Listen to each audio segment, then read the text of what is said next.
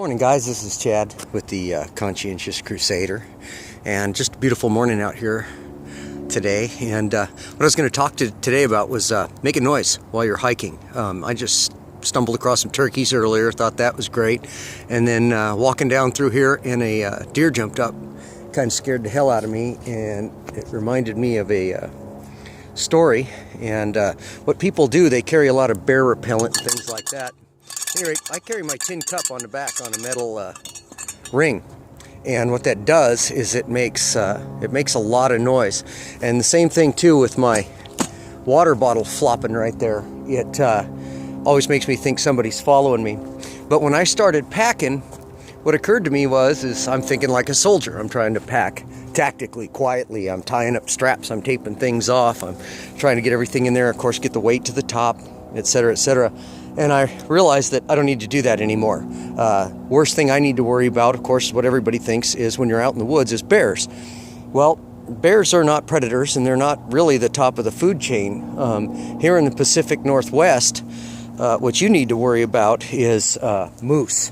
And in 2006, I came home from Afghanistan, and we were out deer hunting. And I'm gonna turn this around. I went down into a ravine to attempt to scare up some deer and let my fellow hunters shoot that deer, as it ran through.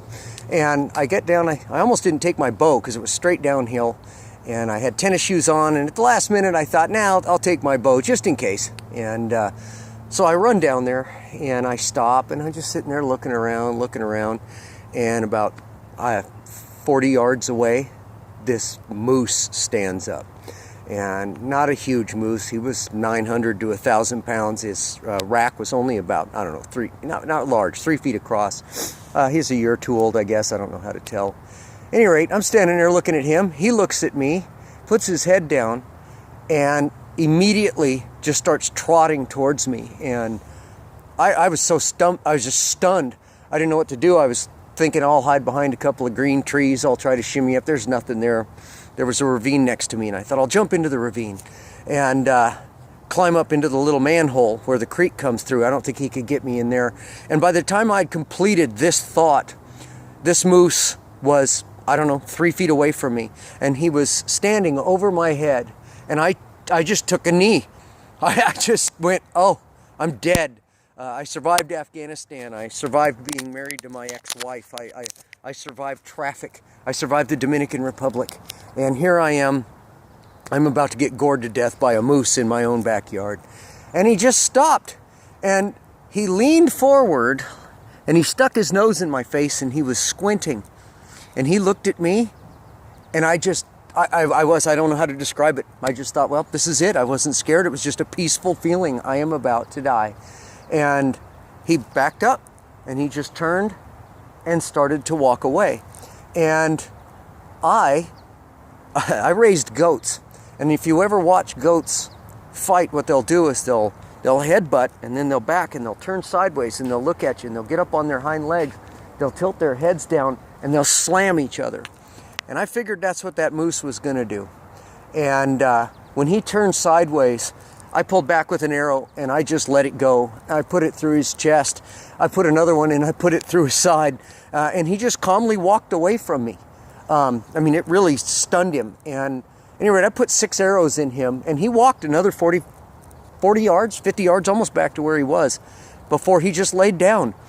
And the thing is, these animals are so big. And we later found out that my first arrow went right through his heart, right, both his lungs and his heart, at point blank when it exited the other side. My second arrow went through one of his lungs and above his heart and lodged in his chest cavity sideways. And the rest of them all just went in his butt and his side, and all the arrows were inside of him except the first one. And he still walked around for a minute.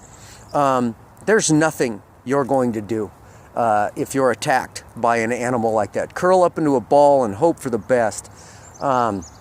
Even white-tailed deer will kill you because their hoofs, it's not their horns you got to worry about, it's their hoofs. They'll hammer you. It's just like getting hit with a ball-peen hammer.